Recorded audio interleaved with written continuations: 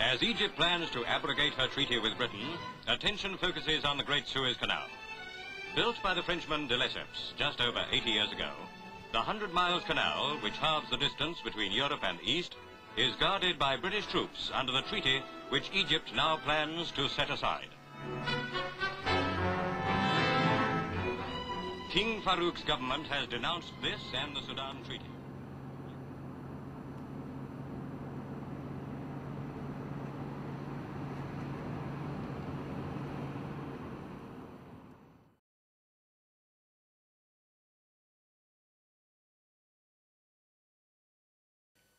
Life in Egypt, from memory, was a lot of fun, a lot of family. We come from a big family. I remember our daily journey to school and taking packed sandwiches and things like that, and sometimes spending our lunch at the beach, which is really on the coast of the Suez Canal. But I also remember the 56 crisis itself.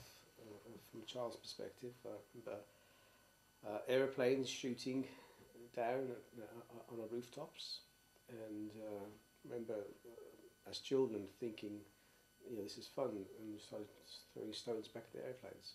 Because my father and brother were civilian workers for the RAF and they had British passports, they were classed as being possible spies for the British, and the army security forces came in the middle of the night, and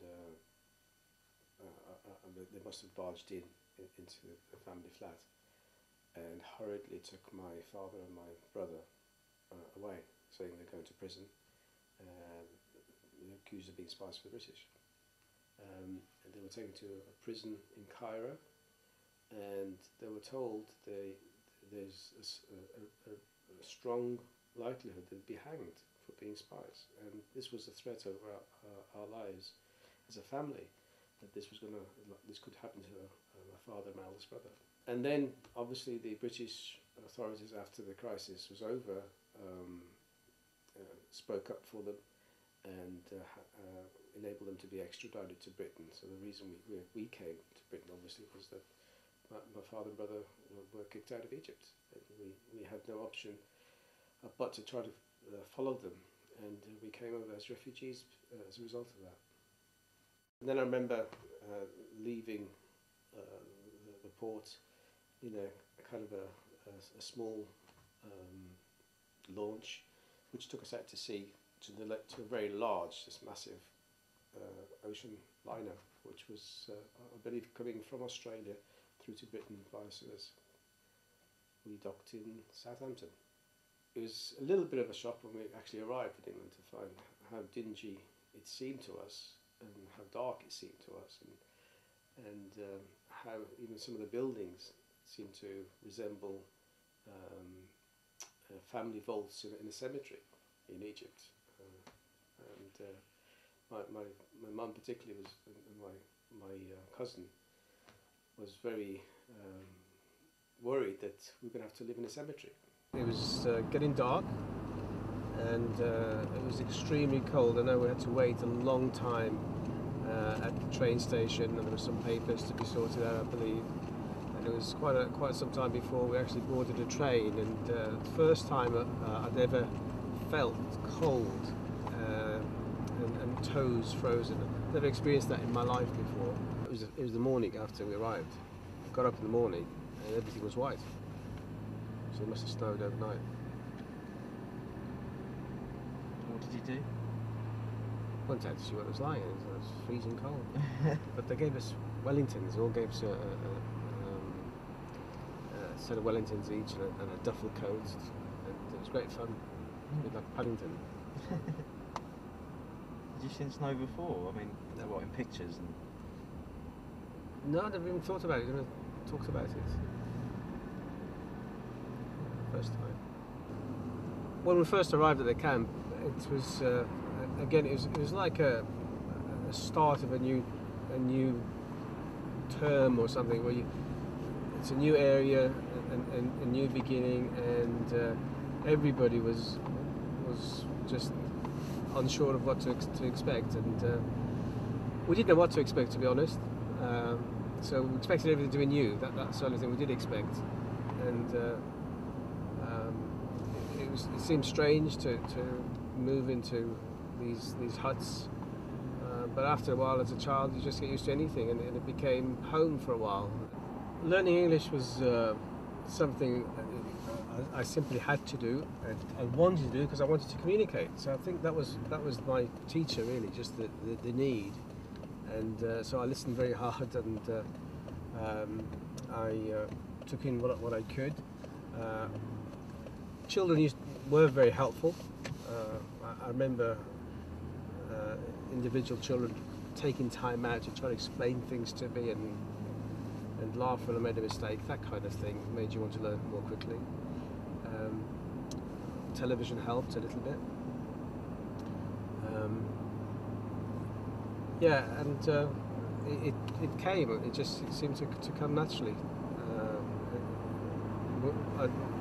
Before I knew it, I was actually speaking the language. So within about 3 months, I think, I was actually communicating with English children, and finding myself communicating on behalf of the family as well at times.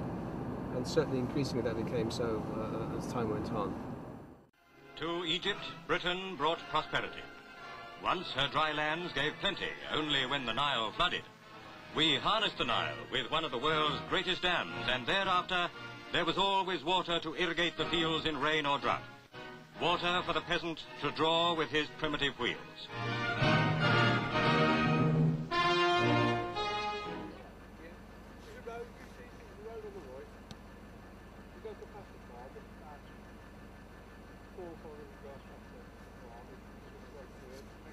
And then it's up the top of the hill, and the rubber gate on the left.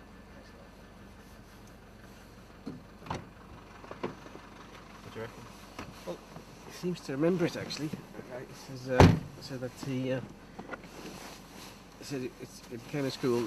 It's an Islamic school now, apparently. Really? So we'll have a go. That's it.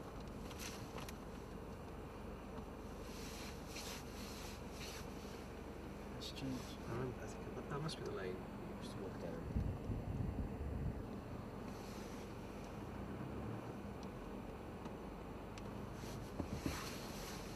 Yeah.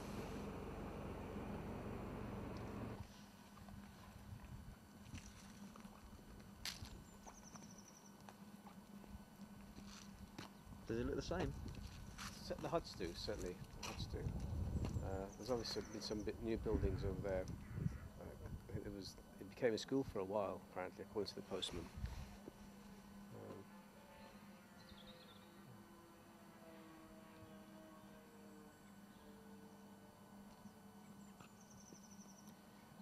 It was a massively lively place with lots of kids and families and games, football games and basketball or netball type stuff. And it seems to be a graveyard at the moment, isn't it?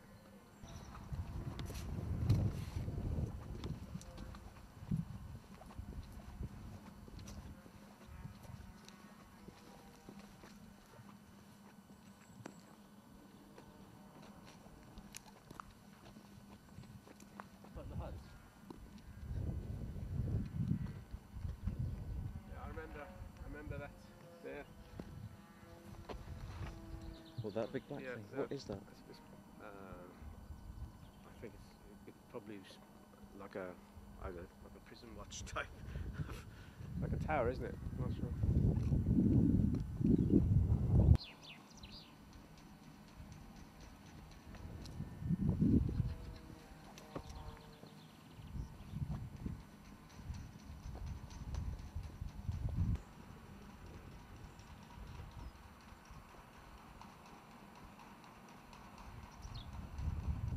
So do you remember this specific area?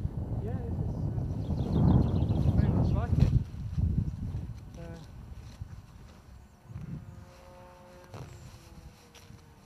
It's hard to, with all the new buildings around and all the rubble and stuff. It's certainly that the huts are very much as I remember them, especially that typical hut. And that was, but it was broken up into sections, sort of family sections with bunk beds and doors. So it was split up.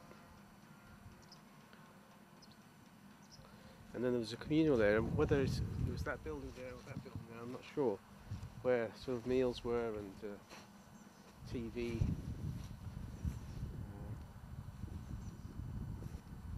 I remember a wide, an open space like this.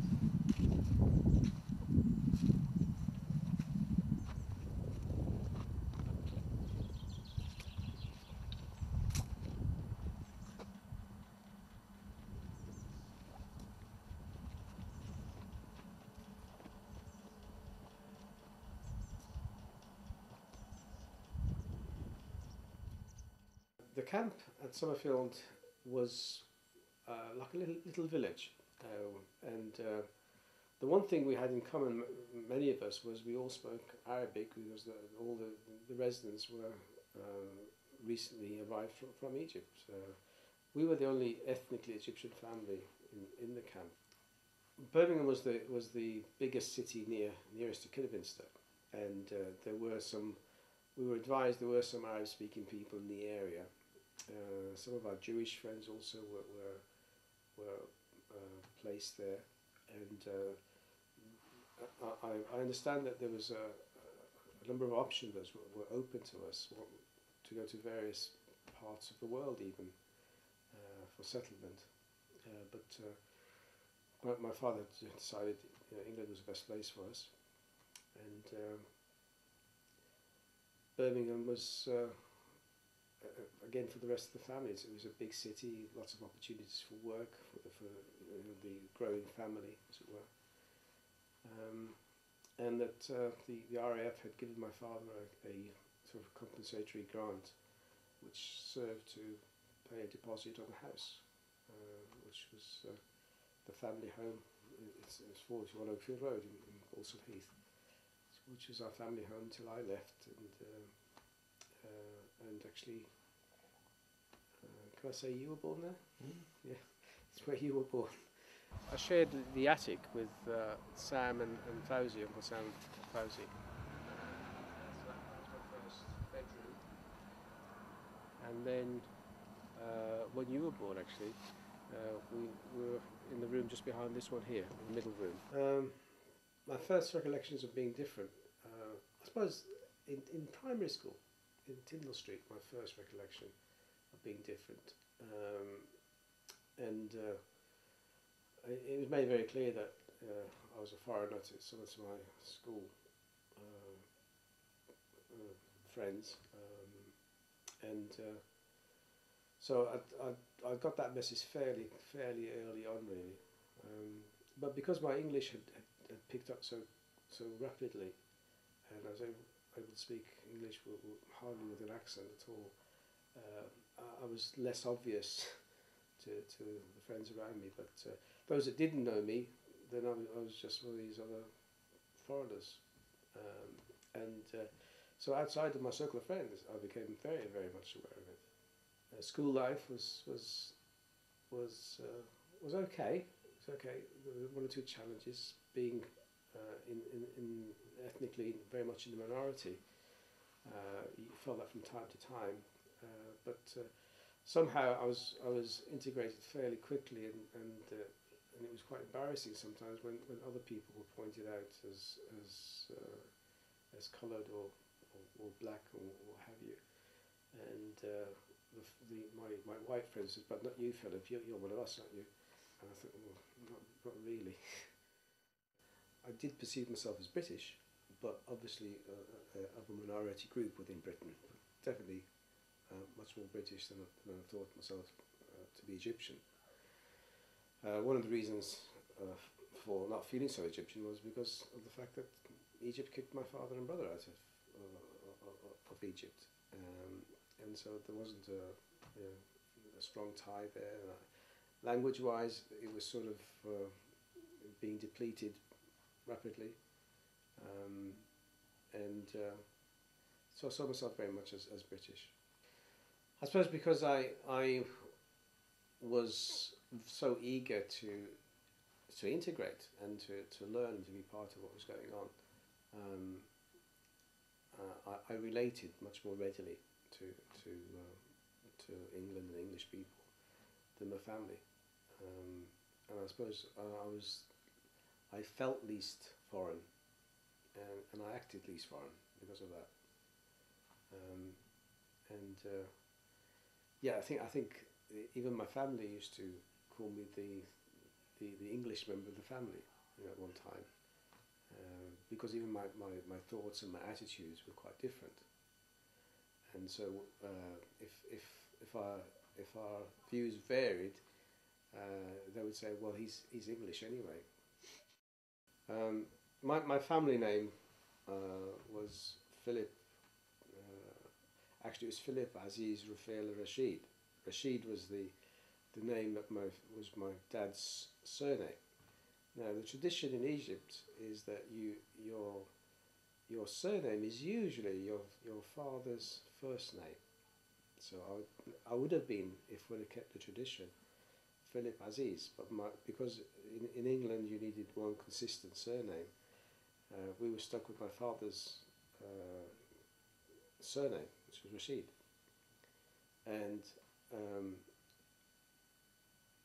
And I thought, well, if we're going to be consistent, we might as well be consistent with the original family name. And so I asked my family then, what is the root name of our family? And so they went, Philip Aziz Rafael Rashid, so and so and so and so and so and so, and El Duke. Because it was Duke, I wanted to differentiate between that Duke and the English Duke, which is D-U-K-E, and it's also very close to, and my name is D-E-U-K, and it's much nearer to the pronunciation of the word, so it's Duke, rather than Duke, it's Duke. So it's actually, it's spelled how it sounds. The name Rashid, if it was, for example, it was filled in an application form, there would be assumptions about who this person was. There wasn't the Race Relations Act in those days either, so people could have assumed things straight away and said, well, Rashid, foreigner, Asian, Islamic, no need to bother about him. And that would have been done without any comeback. Duke, I suppose, would have opened more doors. It isn't exactly English in that sense, and it would probably be intriguing for people to find out. I mean, some folks assumed I was Jewish. Some folks assumed I was Dutch by the reading of the name, and had to explain where it originated. I feel a foreigner actually in every place that I am, really, whether it be in England or in Egypt, for many reasons. One, ethnically and physically different from the natural-born Englishman. In Egypt, I'm a Christian. Even from a nominal point of view, I'm in the minority anyway. So I still don't feel totally at home. Although I feel culturally at home in Egypt. I feel culturally at home in England. But I don't feel that sense of identity so much. I don't have a country in that sense. If somebody says to me, go back to where you came from,